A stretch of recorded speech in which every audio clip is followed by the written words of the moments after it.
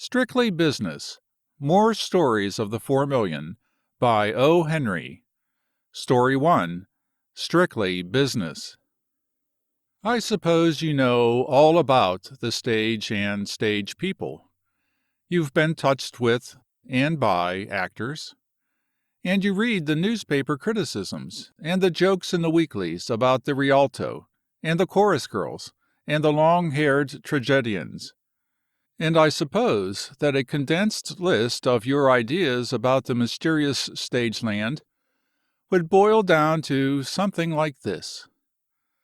Leading ladies have 5 husbands, paste diamonds, and figures no better than your own, madam, if they weren't padded. Chorus girls are inseparable from Peroxide, Panhards, and Pittsburgh. All shows walk back to New York on tan Oxford and railroad ties. Irreproachable actresses reserve the comic landlady part for their mothers on Broadway and their step-aunts on the road. Carly Bellew's real name is Boyle O'Kelly. The ravings of John McCulloch in the phonograph were stolen from the first sale of the Ellen Terry memoirs. Joe Weber is funnier than E. H. Southern, but Henry Miller is getting older than he was. All theatrical people, on leaving the theater at night, drink champagne and eat lobsters until noon the next day. After all, the moving pictures have got the whole bunch pounded to a pulp. Now, few of us know the real life of the stage people. If we did, the profession might be more overcrowded than it is. We look askance at the players with an eye full of patronizing superiority, and we go home and practice all sorts of elocution and gestures in front of our looking-glasses. Latterly, there has been much talk of the actor people in a new light. It seems to have been divulged that, instead of being motoring bacchanalians and diamond-hungry Loreleis, they are business-like folk, students and ascetics with children and homes and libraries, owning real estate, and conducting their private affairs in as orderly and unsensational a manner as any of us good citizens who are bound to the chariot wheels of the gas, rent, coal, ice, and wardmen. Whether the old or the new report of the Sauk and Buskiners be the true one, is a surmise that has no place here. I offer you merely this little story of 2 strollers, and for proof of its truth, I can show you only the dark patch above the cast iron of the stage entrance door of Keeter's old vaudeville theater, made there by the petulant push of gloved hands, too impatient to finger the clumsy thumb latch, and where I last saw Cherry, whisking through like a swallow into her nest, on time to the minute, as usual, to dress for her act. The vaudeville team of Hart and Cherry was an inspiration. Bob Hart had been roaming through the eastern and western circuits for 4 years, with a mixed-up act comprising a monologue, 3 lightning changes with songs, a couple of imitations of celebrated imitators, and a buck and wing dance that had drawn a glance of approval from the bass viol player in more than one house, than which no performer ever received more satisfactory evidence of good work. The greatest treat an actor can have is to witness the pitiful performance with which all other actors desecrate the stage. In order to give himself this pleasure, he will often forsake the sunniest Broadway corner between 34th and 44th to attend a matinee offering by his less gifted brothers. Once during the lifetime of a minstrel joke, one comes to scoff and remains to go through with that most difficult exercise of thespian muscles, the audible contact of the palm of one hand against the palm of the other. One afternoon Bob Hart presented his solvent, serious, well-known vaudevillian face at the box-office window of a rival attraction and got his DH coupon for an orchestra seat. A, B, C, and D glowed successively on the announcement spaces and passed into oblivion, each plunging Mr. Hart deeper into gloom. Others of the audience shrieked, squirmed, whistled, and applauded, but Bob Hart, quote, all the mustard and a whole show in himself, unquote, sat with his face as long and his hands as far apart as a boy holding a hank of yarn for his grandmother to wind into a ball. But when H came on, the mustard suddenly sat up straight. H was the happy alphabetical prognosticator of Winona Cherry in character songs and impersonations. There were scarcely more than 2 bites to Cherry, but she delivered the merchandise, tied with a pink cord and charged to the old man's account. She first showed you a deliciously dewy and ginghamy country girl with a basket of property daisies, who informed you ingenuously that there were other things to be learned at the old log schoolhouse besides ciphering and nouns, especially when the teacher kept me in. Vanishing, with a quick flirt of gingham apron strings, she reappeared in a considerably less than a trice as a fluffy Parisienne. So near does art bring the old red mill to the Moulin Rouge. And then... But you know the rest, and so did Bob Hart. But he saw somebody else.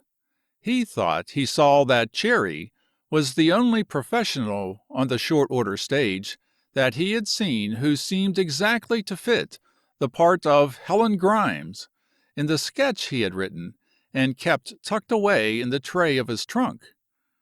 Of course, Bob Hart, as well as every other normal actor, grocer, newspaperman, professor, curb broker, and farmer, has a play tucked away somewhere. They tuck 'em in trays of trunks of trees, desks, haymows, pigeonholes, inside pockets, safe deposit vaults, hand boxes, and coal cellars, waiting for Mr. Frohman to call. They belong among the 57 different kinds. But Bob Hart's sketch was not destined to end in a pickle jar. He called it Mice Will Play.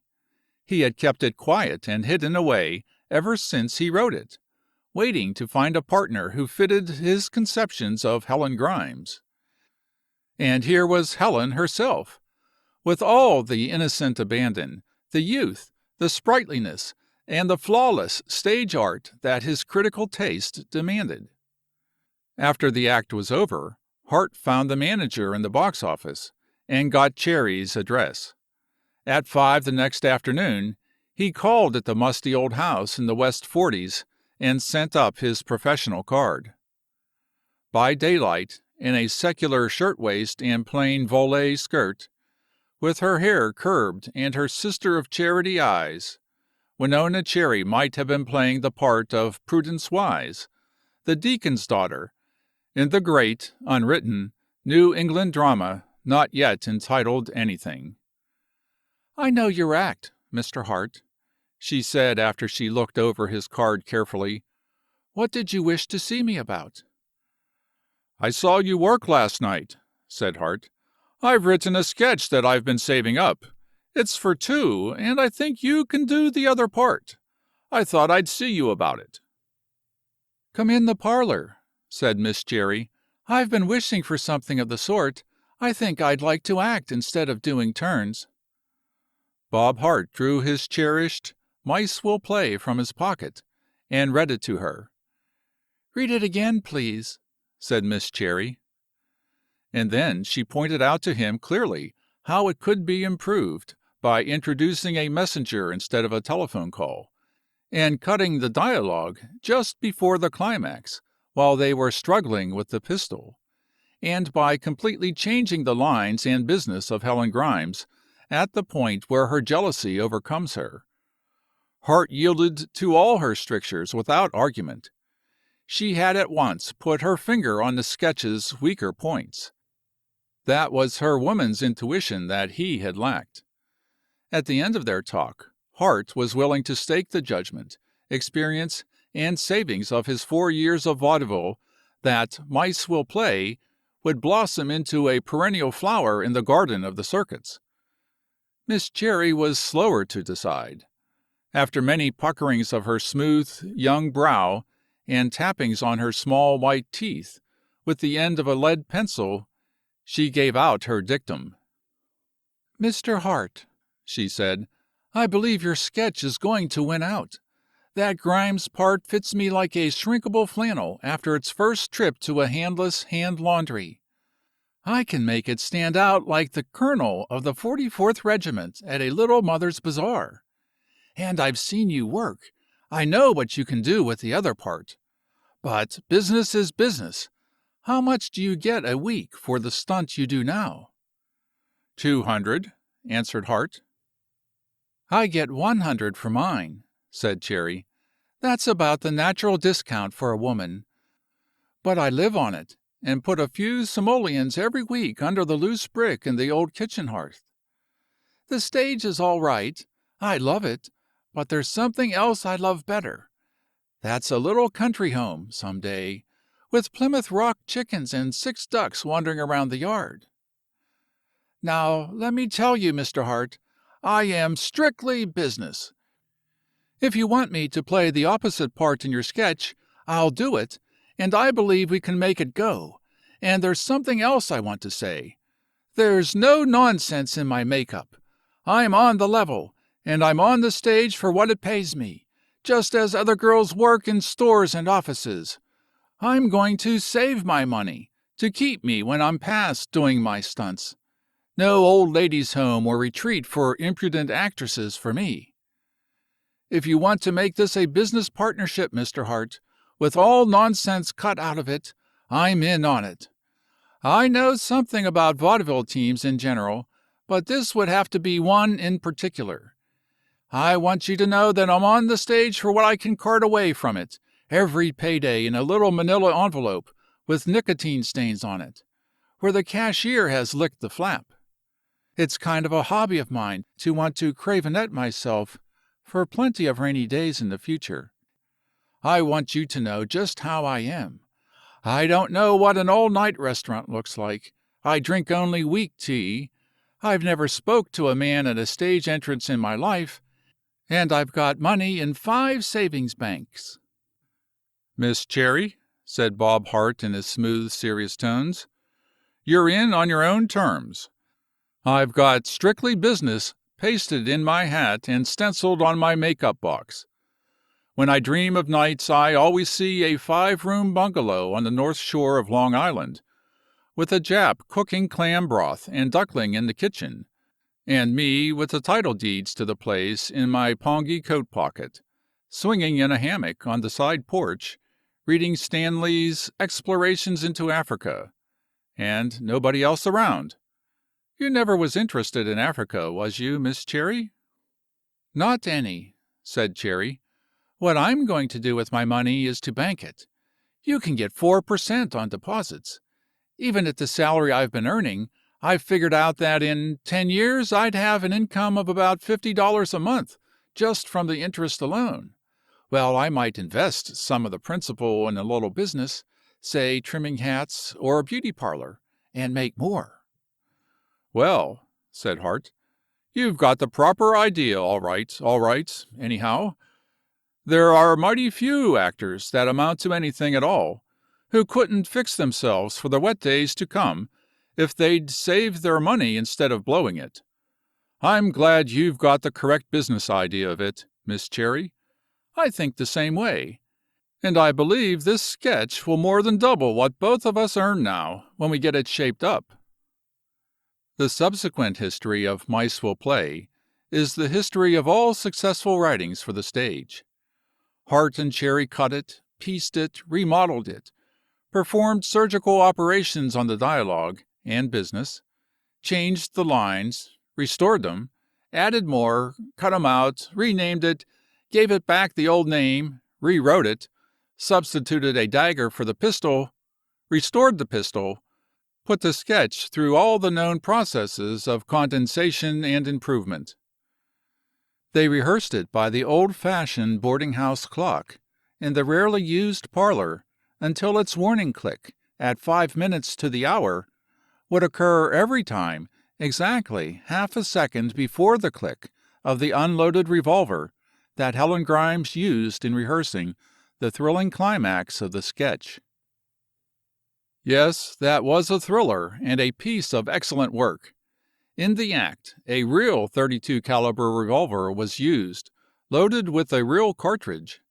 Helen Grimes, who is a Western girl of decidedly Buffalo Billish skill and daring, is tempestuously in love with Frank Desmond, the private secretary and confidential prospective son-in-law of her father, Arapaho Grimes, $250,000 cattle king, owning a ranch that, judging by the scenery, is in either the Badlands or Amagansett, Long Island.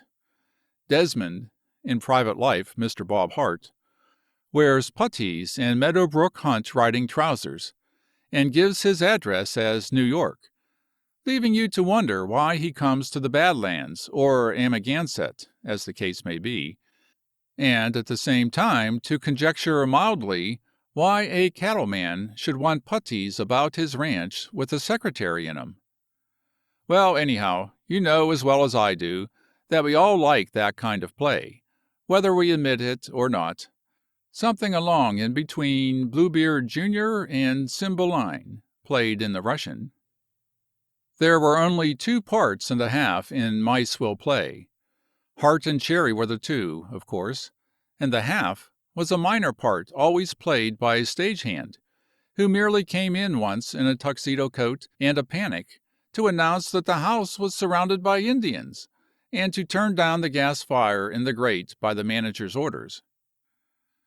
There was another girl in the sketch, a Fifth Avenue Society swelless, who was visiting the ranch and who had sirened Jack Valentine when he was a wealthy clubman on Lower Third Avenue before he lost his money. The girl appeared on the stage only in the photographic state. Jack had her Serenee stuck up on the mantel of the Amagan, of the Badlands drawing-room. Helen was jealous, of course. And now for the thriller. Old Arapaho Grimes dies of angina pectoris one night, so Helen informs us in a stage ferryboat whisper over the footlights, while only his secretary was present. And that same day he was known to have had $647,000 in cash in his ranch library, just received for the sale of a drove of beeves in the East. That accounts for the price we pay for steak. The cash disappears at the same time. Jack Valentine was the only person with the ranchman when he made his alleged croak. "God knows I love him, but if he has done this deed—" You sabe, don't you? And then there are some mean things said about the Fifth Avenue girl, who doesn't come on the stage. And can we blame her, with the vaudeville trust holding down prices until one actually must be buttoned in the back by a call boy? Maids cost so much? But wait, here's the climax. Helen Grimes, chaparralish as she can be, is goaded beyond imprudence. She convinces herself that Jack Valentine is not only a falsetto, but a financier. To lose at one fell swoop $647,000, and a lover in riding trousers with angles in the sides like the variations on the chart of a typhoid fever patient, is enough to make any perfect lady mad. So then, they stand in the ranch library, which is furnished with mounted elk heads. Didn't the Elks have a fish fry in Amagansett once? And the denouement begins. I know of no more interesting time in the run of a play, unless it be when the prologue ends. Helen thinks Jack has taken the money. Who else was there to take it? The box office manager was at the front on his job. The orchestra hadn't left their seats, and no one could get past old Jimmy, the stage door man, unless he could show a Skye Terrier or an automobile as a guarantee of eligibility. Goaded beyond imprudence, as before said, Helen says to Jack Valentine, "Robber and thief, and worse yet, stealer of trusting hearts, this should be your fate." With that out, she whips, of course, the trusty .32 caliber. "But I will be merciful," goes on Helen. "You shall live. That will be your punishment. I will show you how easily I could have sent you to the death that you deserve. There is her picture on the mantel. I will send through her more beautiful face the bullet that should have pierced your craven heart." And she does it. And there's no fake blank cartridges or assistants pulling strings. Helen fires. The bullet, the actual bullet, goes through the face of the photograph and then strikes the hidden spring of the sliding panel in the wall. And lo, the panel slides, and there is the missing $647,000 in convincing stacks of currency and bags of gold. It's great. You know how it is. Jerry practiced for 2 months at a target on the roof of her boarding house. It took good shooting.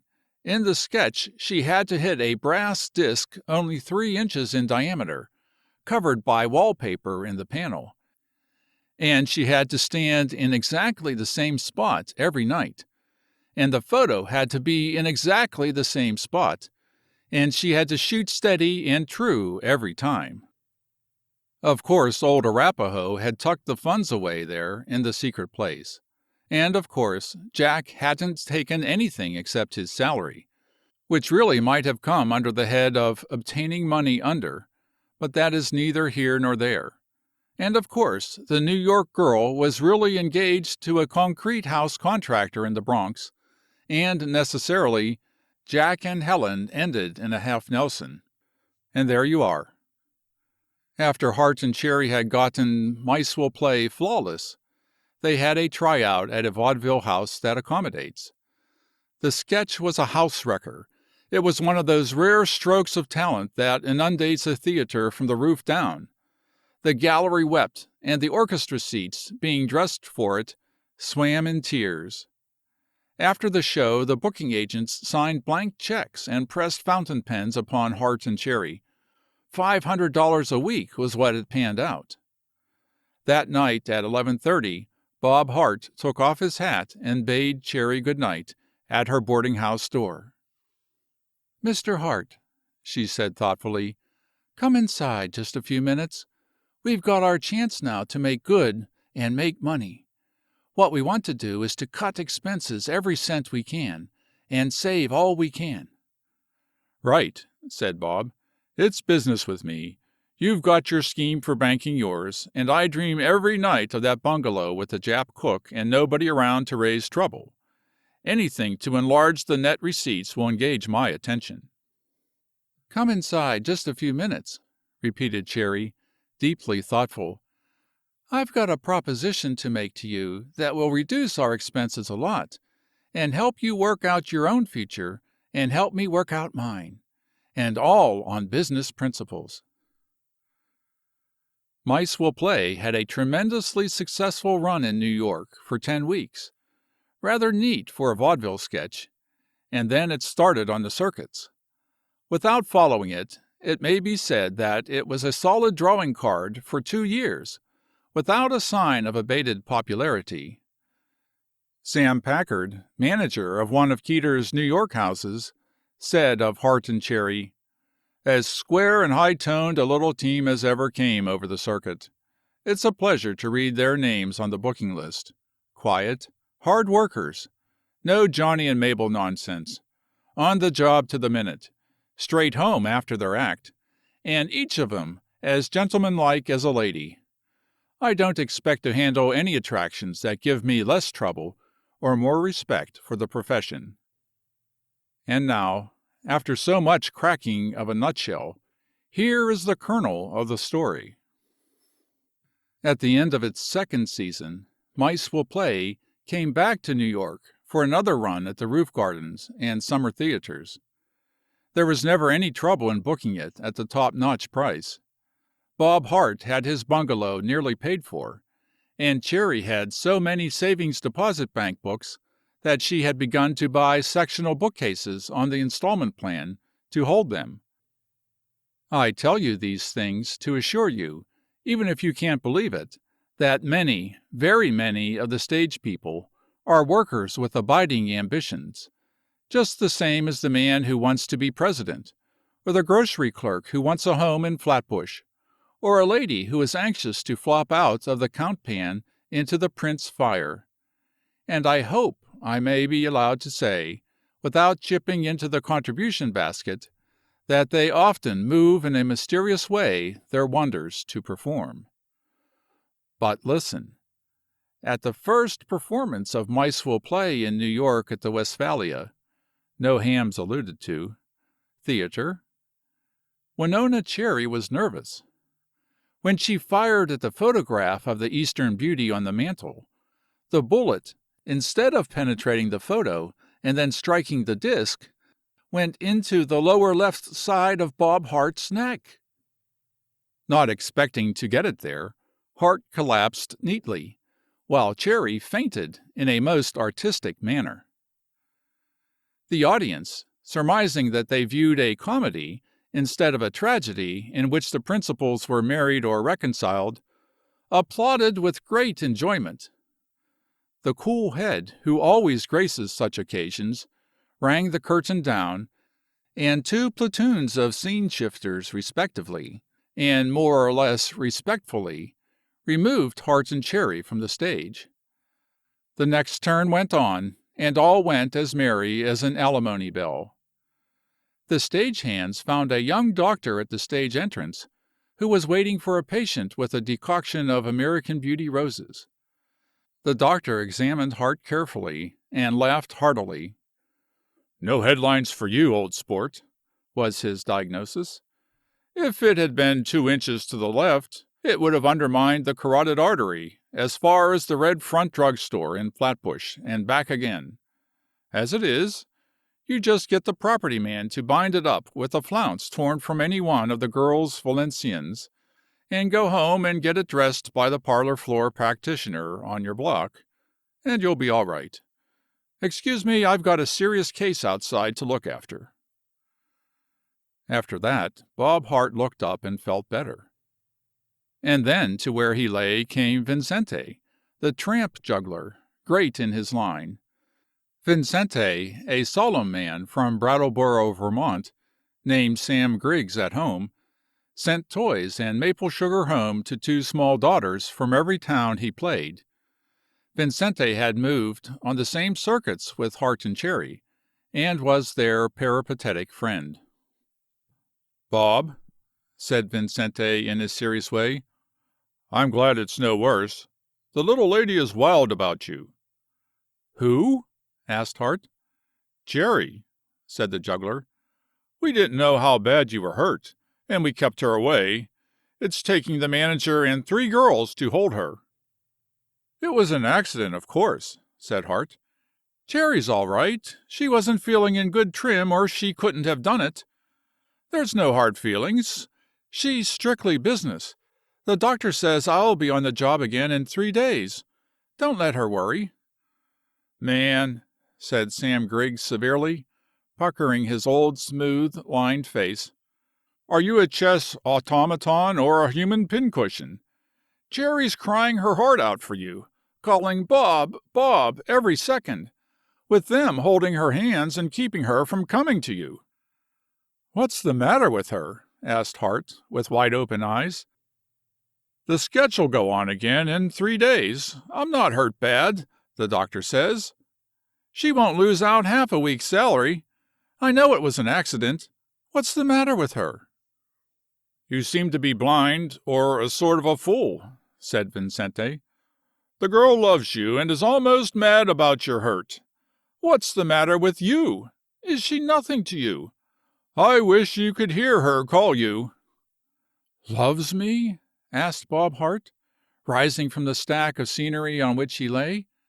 "Cherry loves me? Why, it's impossible." "I wish you could see her and hear her," said Griggs.